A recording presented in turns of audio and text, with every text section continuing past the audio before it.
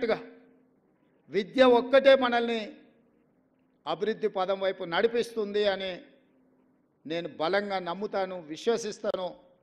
అందుకే ప్రొఫెసర్ జయశంకర్ బడిబాట కార్యక్రమాన్ని ఈరోజు ముందుకు తీసుకెళ్ళండి అని చెప్పి మా అధికారులకు ఆదేశించడం జరిగింది.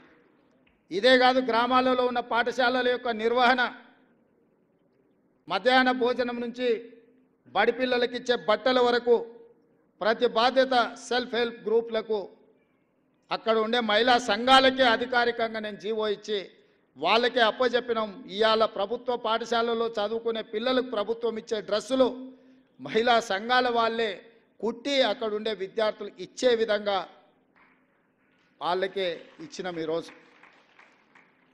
అదే కాకుండా అమ్మ ఆదర్శ పాఠశాల అనే పేరు మీద పాఠశాలల యొక్క నిర్వహణ గ్రామాలలో ఉన్న మహిళా సంఘాలకే పూర్తిగా అప్పచెప్పిన నిధులు వాళ్ళ చేతులకే ఇచ్చి వాళ్ళే పాఠశాలలు నిర్వహించే బాధ్యతను ఆ తల్లులకే ఇచ్చినాము.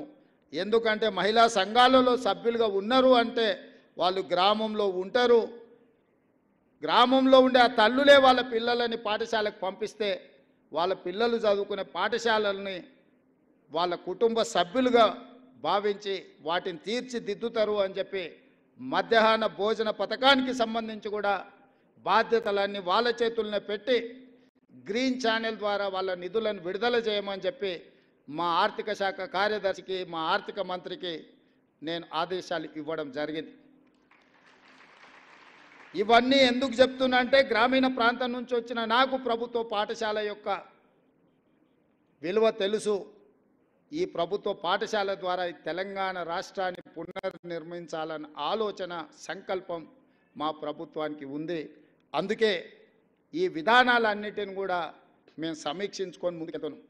ఇంతకుముందే వస్తున్నప్పుడు ఇక్కడే మిత్రుడు వందే మాత్రం ఫౌండేషన్లో క్రియాశీలక పాత్ర పోషిస్తున్న మాధవ్ ఇంకొక మాట చెప్పిండు నాకు, సెమీ రెసిడెన్షియల్ విధానాన్ని మీ ప్రభుత్వం తీసుకుంటే బాగుంటుంది అని. నేను అడిగిన సెమీ రెసిడెన్షియల్ అంటే ఏంది అని.